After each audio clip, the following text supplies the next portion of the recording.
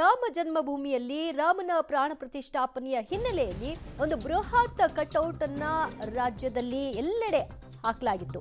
ಆದರೆ ಇವತ್ತು ಒಂದು ಬೃಹತ್ ಕಟೌಟ್ ನೆಲಕ್ಕೆ ಅಪ್ಪಳಿಸಿದೆ. ಇದರ ಪರಿಣಾಮ ಪಾದಾಚಾರಿಗಳಿಗೆ ಗಾಯವಾಗಿದೆ. 3 ಗಂಭೀರವಾಗಿ ಗಾಯಗೊಂಡು ಬೌರಿಂಗ್ ಆಸ್ಪತ್ರೆಯಲ್ಲಿ ದಾಖಲಾಗಿದ್ದಾರೆ. HAL ಏರ್ಪೋರ್ಟ್ ರೋಡ್ನಲ್ಲಿ ಅಳವಡಿಸಿದಂತಹ ಬೃಹತ್ ಶ್ರೀರಾಮನ ಕಟೌಟ್, ರಾಮ ಮಂದಿರ ಉದ್ಘಾಟನೆ ದಿನ ಹಾಕಲಾಗಿದ್ದಂತಹ ಕಟೌಟ್ ಇದು. ಇನ್ನೂವರೆಗೂ BBMP ತೆರವು ಮಾಡುವಂತಹ ಮನಸ್ಸನ್ನ ಮಾಡಿಲ್ಲ.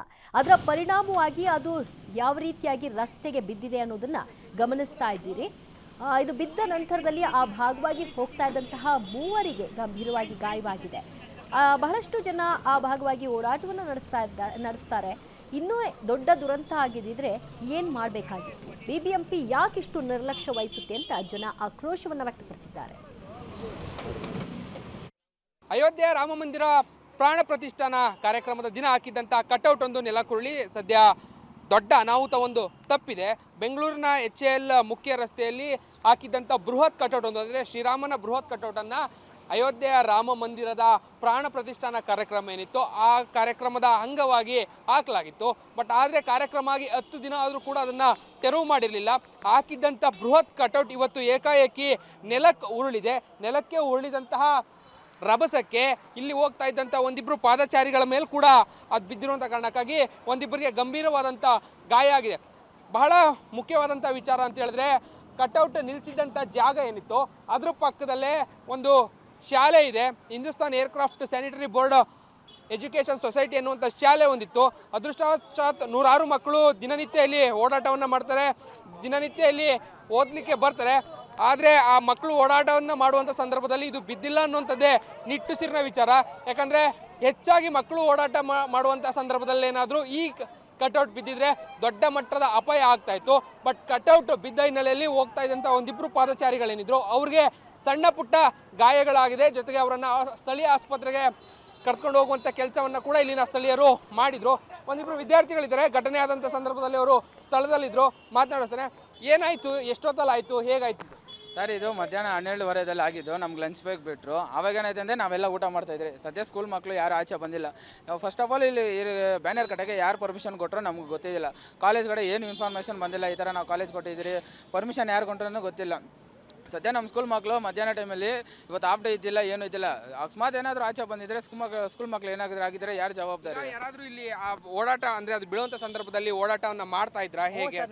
ಇಬ್ಬರು ಮೂರು ಜನ ವಾಕಿಂಗಲ್ಲಿ ಇದ್ದರು. ಇದ್ರ ಫುಟ್ಪಾತ್ ಮೇಲೆ ಒಬ್ಬರಿಗೆ ಏನಾದರೂ ಸೊಟ್ಟ ಪೂರ್ತಿ ಹೋಗ್ಬಿಟ್ಟೈತೆ. ನಾವು ಕೆಳಗಡೆ ಇರೋದನ್ನ ನೋಡಿ ಅವ್ರನ್ನ ಎತ್ತಿ ನೀರು ಕೊಡಿಸಿ ಇದೇ ಹಾಸ್ಪಿಟಲು, ಗೌರ್ಮೆಂಟ್ ಹಾಸ್ಪಿಟಲ್ ಅಂತ ಇದೆ, ಅದರಲ್ಲಿ ಮಲಗಿಸಿ ಅವ್ರಿಗೆ ಟ್ರೀಟ್ಮೆಂಟ್ ಕೊಡಿಸಿದ್ರಿ. ಡಾಕ್ಟರ್ ಪಾರ್ವತಿಯಿಂದ ಟ್ರೀಟ್ಮೆಂಟ್ ಕೊಡಿಸಿದ್ರಿ. ಇನ್ನೊಬ್ರಿಗೆ ಬಂದ್ಬಿಟ್ಟು ಇಲ್ಲೆಲ್ಲ ಫುಲ್ಲು ರಕ್ತ. ಆಮೇಲೆ ಬರೋ ವೆಹಿಕಲ್ಸ್ನ ನಿಲ್ಲಿಸಿ ಹಾಸ್ಪಿಟ್ಲಿಗೆ ಕಳಿಸಿದ್ರಿ. ಇಲ್ಲೇ ಮಣಿಪಾಲ್ ಅಂತ ಒಂದು ಹಾಸ್ಪಿಟಲ್ ಇದೆ, ಹಾಸ್ಪಿಟ್ಲಿಗೆ ಕಳಿಸಿ ಅವ್ರಿಗೆ ಟ್ರೀಟ್ಮೆಂಟ್ ಮಾಡಿಸಿದ್ರಿ. ಇದು ಕಟ್ಟಿದಂಥ ಕಟ್ಔಟ್ ಏನಿತ್ತು ಇದು ಸಡ್ಲ ಆಗಿತ್ತಾ, ಹೇಗೆ? ಯಾಕಂದರೆ ತುಂಬ ಏನಾದರೂ ಸಡ್ಲ ಆಗಿತ್ತಾ, ಹೇಗೆ, ಏನಕ್ಕೆ ಬೀಳುತ್ತಂತ? ಇವಾಗ ಅವರು ಬ್ಯಾನರ್ ಕಟ್ಟಿದ್ರೆ ಓಕೆ, ಸಪೋರ್ಟ್ ಇಲ್ದಿರ ಬ್ಯಾನರ್ ಹೇಗೆ ಕಟ್ಟಬೇಕು ಅವರು? ಬೇಕಂದ್ರೆ ನೀವೇ ನೋಡ್ರಿ, ಆ ಕಡೆ ಕ್ಯಾಮ್ರಾ ತಿರ್ಸಿ ಸರ್. ಆ ಕಡೆ ಏನು ಸಪೋರ್ಟ್ ಇಲ್ಲ, ಬ್ಯಾನರ್ ತಿರ್ಸಿ ಆ ಕಡೆ. ಬೇಕಂದ್ರೆ ನೀವೇ ನೋಡ್ರಿ, ಅಲ್ಲಿ ಸಪೋರ್ಟ್ ಇಲ್ಲ, ಏನೂ ಇಲ್ಲ. ಬೇರೆ ಅಲ್ಲಿ ಕೆಳಗಡೆ 5 ಪಿಲ್ಲರ್ಗಳಿದೆಯಲ್ಲ ಚಿಕ್ಕ ಅದಕ್ಕೆ ಮಾತ್ರ ಕಟ್ಟಿಬಿಟ್ಟಿದ್ದಾರೆ ಹೊರತು ಬೇರೆ ಏನು ಸಪೋರ್ಟ್ ಕಟ್ಟಿಲ್ಲ. ಬೇರೆ ಆ ಪಿಲ್ಲರ್ಗೆ ಮಾತ್ರ ಕಟ್ಟೋರು ಅಷ್ಟೇ. ಯಾರು ಪರ್ಮಿಷನ್ ಕೇಳ್ಕೊಂಡು ಇವ್ರು ಕಟ್ಟರು ಅಂತೂ ನಮ್ಗೆ ಏನು ಒಂದು ಅರ್ಥ ಆಗಿಲ್ಲ. 10 ದಿನ ಆಗಿದೆ, 10 ದಿನ ಆದ್ಮೇಲೆ ಆದ್ರೂ ಇದನ್ನ ಇನ್ನೂ ತೆಗೆದಿಲ್ಲದೆ ಇರುವಂಥ ಕಾರಣಕ್ಕಾಗಿ ಬಿದ್ದಿದೆ. ಬಟ್ ಅದೃಷ್ಟವಶಾತ್ ಯಾರಿಗೂ ಏನೂ ಆಗಿಲ್ಲ ಅನ್ನೋಂಥದ್ದು. ಅದೇ ಸ್ಕೂಲ್ ಮಕ್ಳಿಗೆ ಯಾರಿಗೂ ಏನಾಗಿಲ್ಲ ಸರ್. ಯಾಕಂದರೆ ಅಕಸ್ಮಾತ್ ಏನಾದರೂ ಎಕ್ಸಾಮ್ ಇದ್ದು ಹಾಫ್ ಡೇ ಬಿಡಬೇಕಾಗಿದ್ರೆ ಮಕ್ಳಿಗೆ ಏನಾದರೂ ಆಗಿದ್ರೆ ಯಾರು ಜವಾಬ್ದಾರಿ? ಸದ್ಯ ಮಕ್ಳು ಯಾರು ಆಚೆ ಬಂದಿಲ್ಲ, ಅದರಿಂದ ಎಲ್ಲ ಮಕ್ಕಳು ತಪ್ಪಿಸ್ಕೊಂಡ್ರು. ಓಕೆ, ಇದು ಘಟನೆಯನ್ನು ನೋಡಿದಂತಹ ವಿದ್ಯಾರ್ಥಿನಿ ಒಬ್ಬ ಹೇಳ್ತಾ ಇರುವಂಥದ್ದು. ಅಂದರೆ ಘಟನೆ ಆದಂಥ ಸಂದರ್ಭದಲ್ಲಿ ಮಕ್ಕಳು ಇರಲಿಲ್ಲ ಅನ್ನುವಂಥದ್ದೇ ನೆಮ್ಮದಿಯ ವಿಚಾರ. ಯಾಕಂದರೆ ಗಮನಿಸ್ತಾ ಇರ್ಬೋದು, ಬಹಳ ದೊಡ್ಡ ಕಟೌಟ್, ಸುಮಾರು 35ರಿಂದ 45 ಅಡಿ ಎತ್ತರದ ಕಟೌಟ್ ಆಗಿತ್ತು. ಲಂಚ್ ಬ್ರೇಕ್ ಕೂಡ ಇದ್ದಂಥ ಸಂದರ್ಭದಲ್ಲಿ ಹೆಚ್ಚಾಗಿ ಮಕ್ಕಳೇನಾದರೂ ಆಚೆ ಬಂದಿದ್ದರೆ ಬಟ್ ಆ ಸಂದರ್ಭದಲ್ಲಿ ದೊಡ್ಡ ಸಮಸ್ಯೆ ಆಗಬಹುದಿತ್ತು. ಅದೃಷ್ಟವಶಾತ್ ಅಂತಹ ಯಾವುದೇ ಸಮಸ್ಯೆಗಳು ಆಗಿಲ್ಲ ಅನ್ನುವಂಥದ್ದೇ ನಿಟ್ಟುಸಿರಿನ ವಿಚಾರ. ಇನ್ನಾದರೂ ಸಂಬಂಧಪಟ್ಟಂಥವರು ಈ ರೀತಿಯಾದಂಥ ಕಟ್ಔಟ್ಗಳು ಎಲ್ಲೆಲ್ಲಿದೆ ಅದನ್ನು ತೆರವು ಮಾಡುವಂಥ ಕೆಲಸವನ್ನು ಮಾಡಿದ್ರೆ ಆಗಬಹುದಾದಂಥ ಅನಾಹುತವನ್ನು ತಪ್ಪಿಸ್ಬೋದು. ಕ್ಯಾಮ್ರಾ ಪರ್ಸನ್ ನವೀನ್ ಜೊತೆ Raghu Mariswamy, public TV, Bengaluru. HAL airport ರೋಡ್ನಲ್ಲಿ ಈ ಒಂದು ಅವಘಡ ಸಂಭವಿಸಿರೋದು.